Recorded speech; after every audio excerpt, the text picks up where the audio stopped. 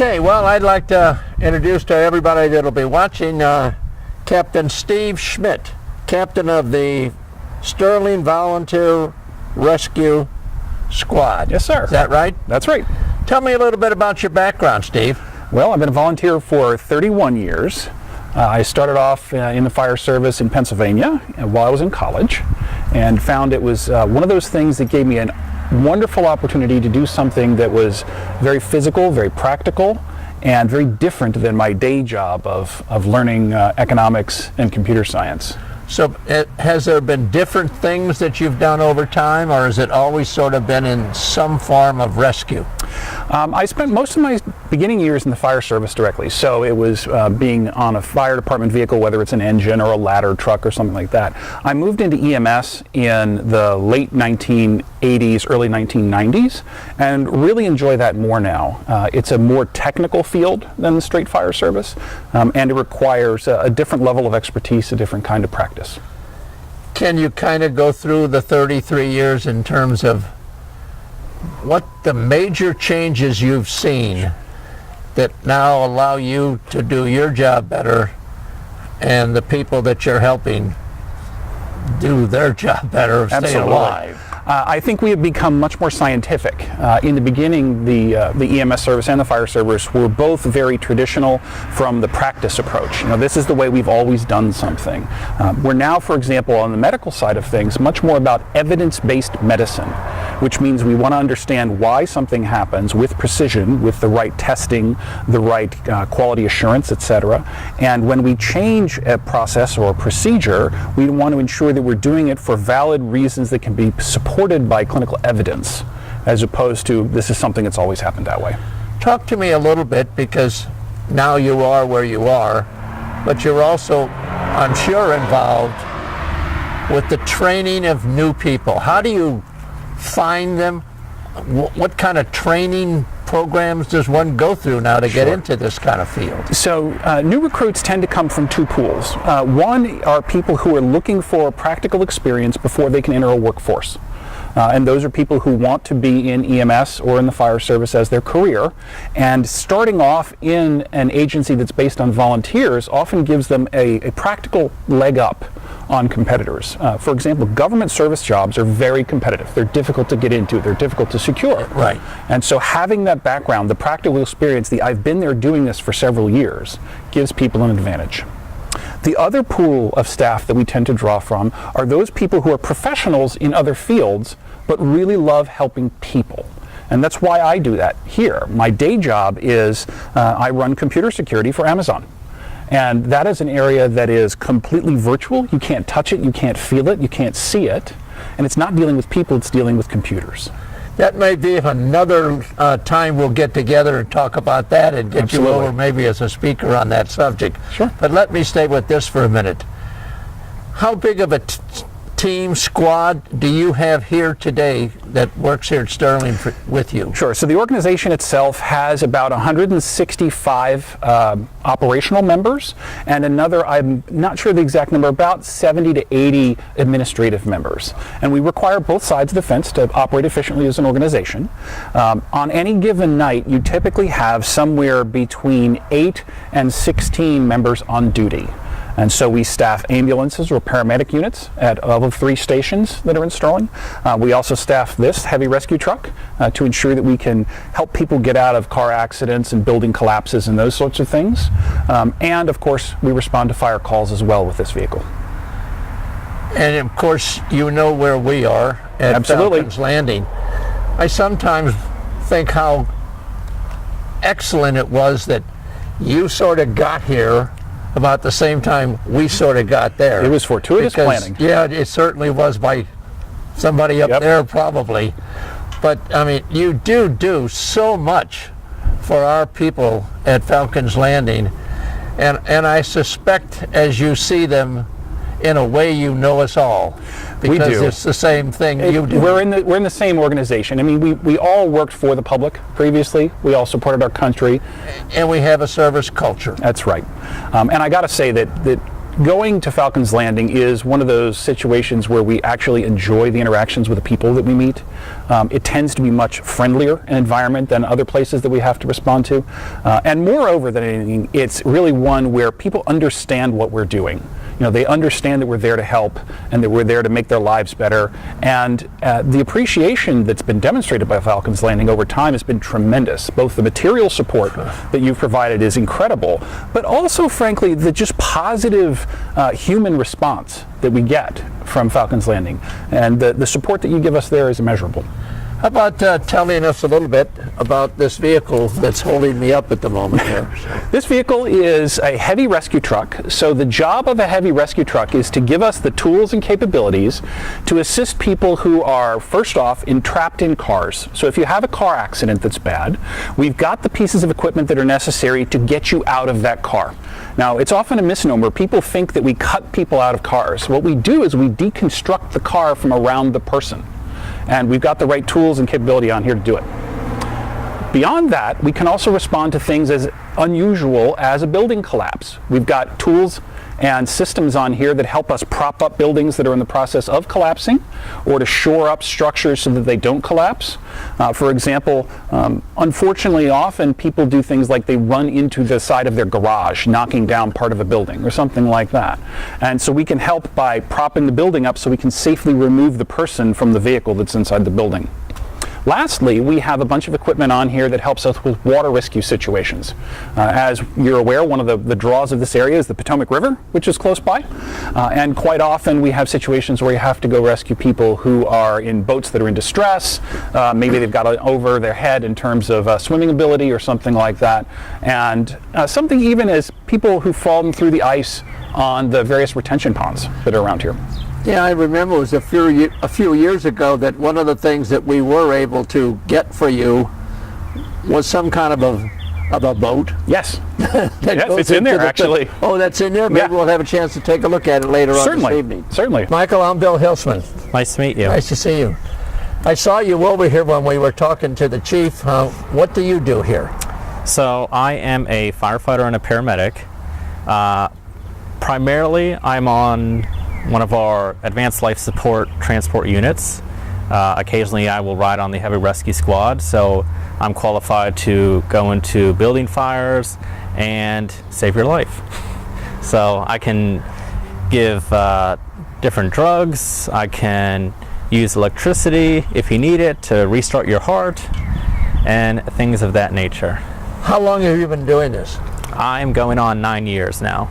And how do you get the training to do this? Where does all that happen? So all of our training in the county, we have a pretty state-of-the-art training facility in Leesburg, and they offer all sorts of training from basic first aid all the way up through paramedic, as well as more advanced classes such as your firefighting training, your technical rescue training. We have boat training, swiftwater training, pretty much anything you can think of to mitigate anything we have training for. And way back when, before this 9 years began, how'd you sort of find your way into this field? It seemed like something fun to do. You know, everyone as a child wants to ride on the fire truck. I had a fire station very close to my house, and I went there. I wanted to be a firefighter. Started, and I fell in love with it. And you're a volunteer? Mm-hmm. And what do you do when you're not here doing what you're doing? I work for Fairfax County Public Schools as a transportation supervisor. So I manage a group of school bus drivers and deal with all that. Have you been to Falcons Landing, where we're from? Many times. So you good. Almost, believe it or not, we saw the numbers, almost 300 times between fire and rescue teams from here last year. I believe so it. You know how important you are to us. Yes, and we're always happy to help. So thank you very much. I'd like to meet one of your other friends here and talk to him for just a few minutes. All right. Thanks, Mike. So, Jeffrey Greenwald, I'm Bill Hilsman. Nice to meet you, sir. I'm from Falcons Landing. How long have you been here doing what you're doing? I've been in Sterling for about 2 years. Before that, I spent about 5 years as a firefighter paramedic in Prince George's County, Maryland. So, how did you come about coming into this field? Because I can tell you like it. Yes, sir. I mean, when I was a little kid and was about 4 or 5, that's all I wanted to do was ride around on fire trucks and help people. When I went to college at University of Maryland, there was a fire station just across the street from campus, and I actually lived there for all 4 years, and just kind of looked for something fun to do to keep me busy, keep me out of trouble, and also give me the opportunity to help serve the citizens and the people in my community. Maybe this is a question you'd have to think about for a minute, but can you remember what biggest surprise you ever ran into when you were heading for somewhere thinking you knew what was going to be there and it wasn't? Yeah, there was one kind of funny. We ran a call for an elderly woman called. She said that her husband was not responding to her. She was in the bathroom. He was in the bathroom. He couldn't. He wasn't answering her. And so we arrived on scene. And the bathroom door was locked. We tried calling him. He wasn't responding. And we broke down the bathroom door, because that's kind of sometimes what you have to do at that point. And there was no one in there. I knew you were going to say as it turned out, she'd forgotten that she had was across town staying with their grandchildren for the night. Well, kind of gave her a little fright, and we were able to hopefully reassure her that that all was well. Unfortunately, we had a good outcome with that one. But it was definitely a bit surprising. We get into our age group every once in a while. We have those kinds of, really? I'm 24 and I still have those two myself. So. Thanks very much for all you do. No problem, sir. Thank you. So where we are right now is inside that big building you see as you're driving by the fire station, and when you're inside of it, it's a lot bigger looking than when you're outside. We're going to look at some of the equipment in here and some of the specific equipment that we at Falcons Landing over the years have purchased for this team. And for this team, not only to do their just flop it down on the ground job, for now, it's fine. but to help us an awful lot. So I'm going to walk stay on stuck down in there and forever. talk It's to good. the captain a little bit more about some of the specific pieces. And watch your step, please, on the cable. Yeah.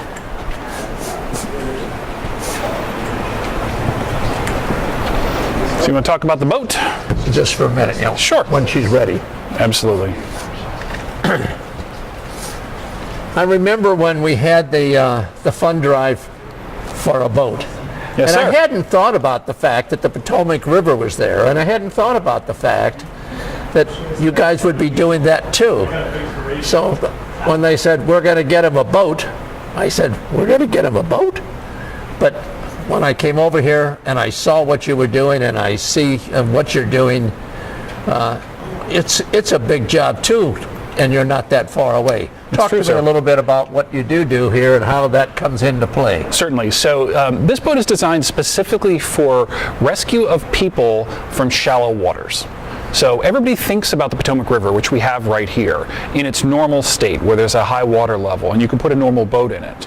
But in many circumstances, when it's dry out, the water level actually gets very low and there are a lot of rocks near the surface. In that Potomac? Really? I didn't know So that. this boat is especially designed to have a very narrow, shallow draft.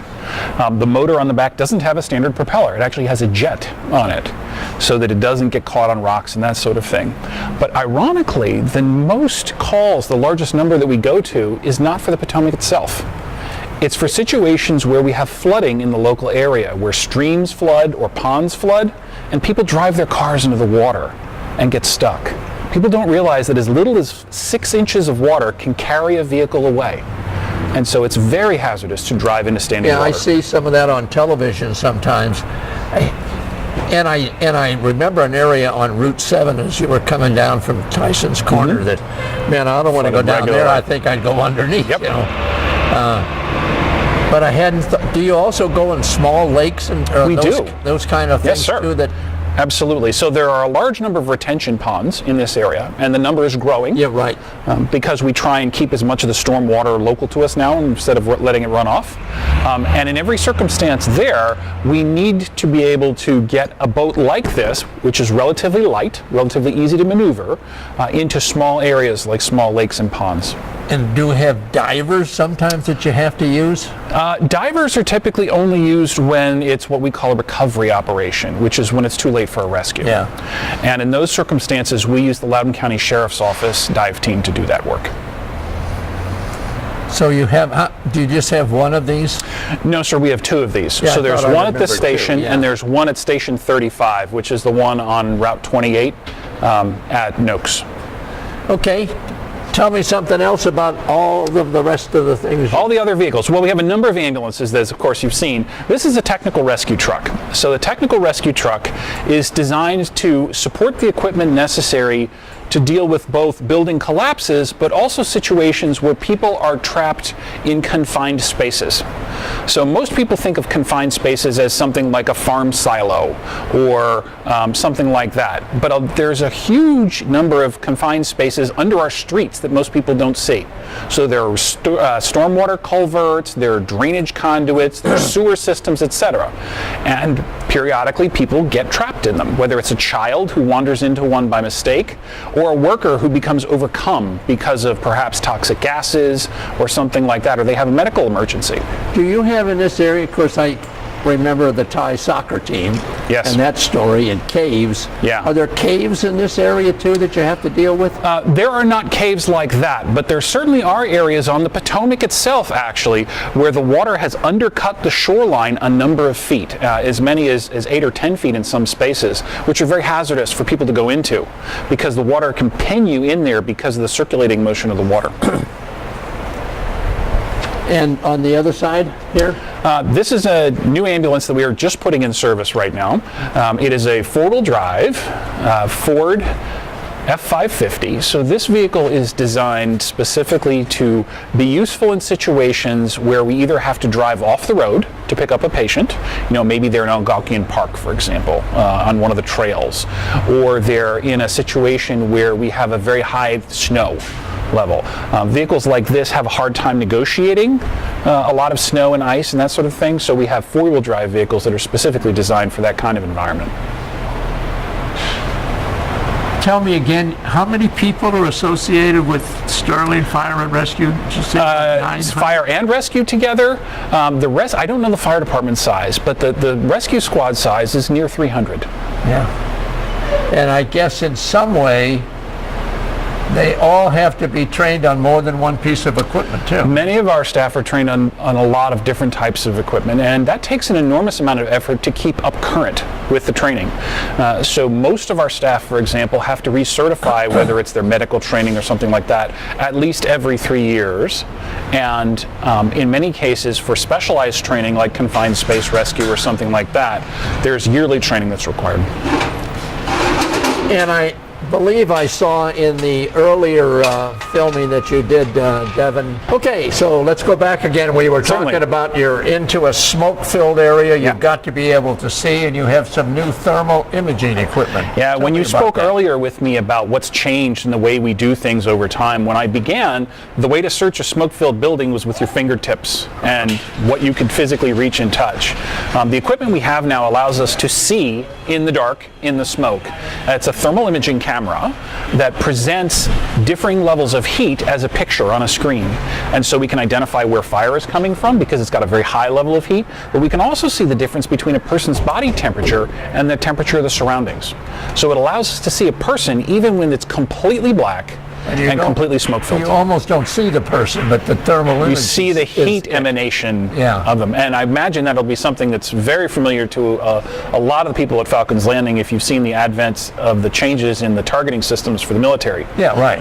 This is the civilian version of that, where we can see where the people are in the dark. Is that some of the newest technologies that you do? It is. have? It's relatively in the last 6-8 years that they've become really good. We had them for a while where you could just sort of see there's a big amount of fire, but you couldn't see the image of a person. Now the image is surprisingly realistic, where you can actually see people's facial expressions and things like that.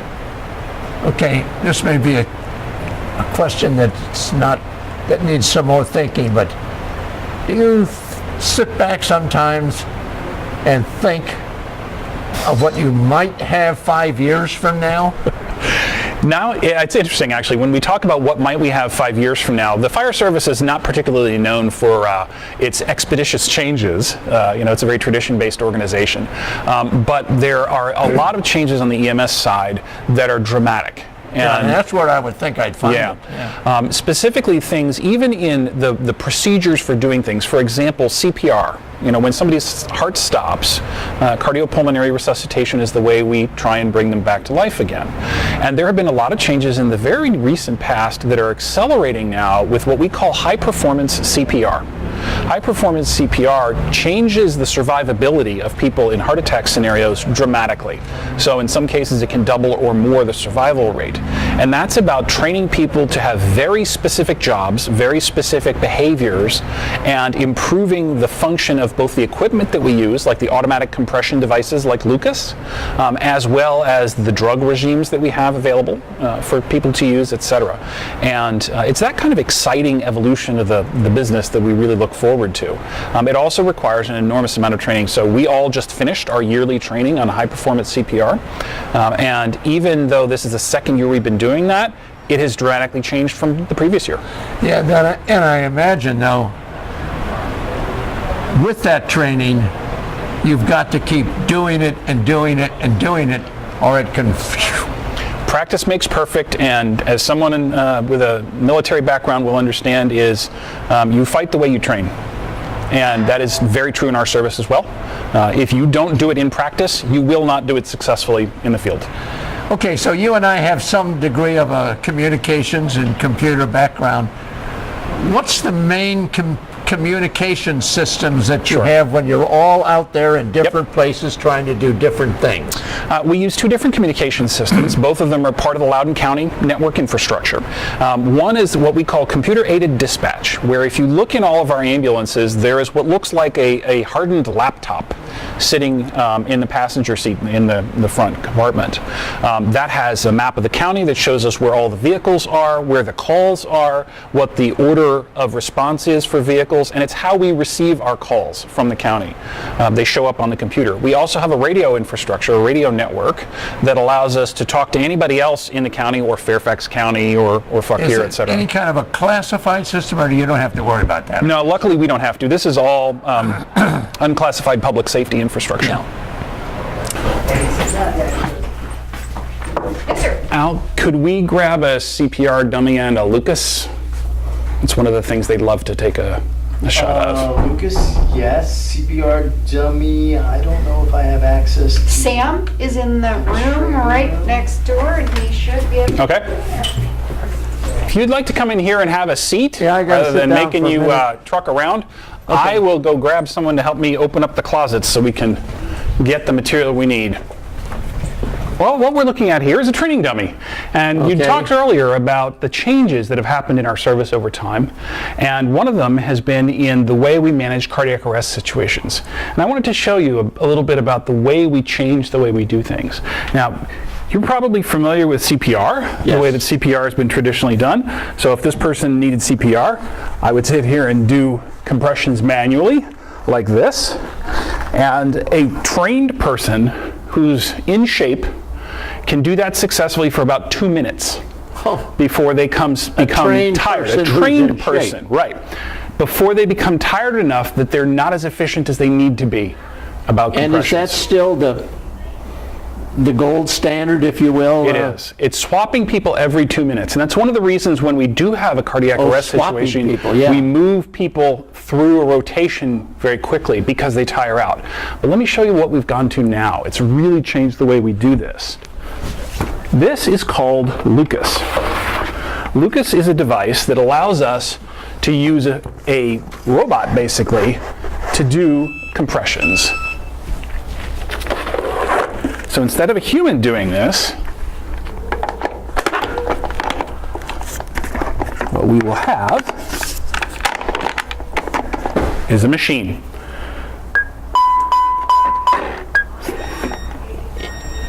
And you know just exactly. And I guess the settings are on how fat somebody might be, or exactly. How thin So we can adjust for the size of the person, and we can adjust for the way that we are working with the machine to support the person's life. The important thing about this is the quality of the CPR this device provides is perfect. Yeah. So if you look at it, for example, on a monitor, it's completely even. It's completely constant, and it provides very high quality CPR. How many of these Lucases do you have? We have one on each of our ambulances. They're that important.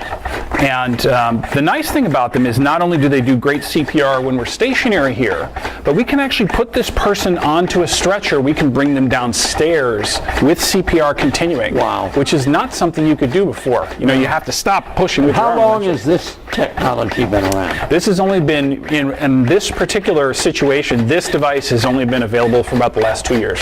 Wow. Yeah, they started to make a predecessor version of this about 5 years ago. So Lucas, I like you. Lucas is fantastic. Yeah. It does a wonderful job of ensuring that we give really high quality CPR every single time. So when you say it, there's on every ambulance and every vehicle that goes out, that Yeah. means you've got about 50 of them? No, so Sterling Rescue has about 18 of these Okay. in our fleet right now, and it's something that Loudoun County has gone to putting on all their vehicles as well. Oh, good.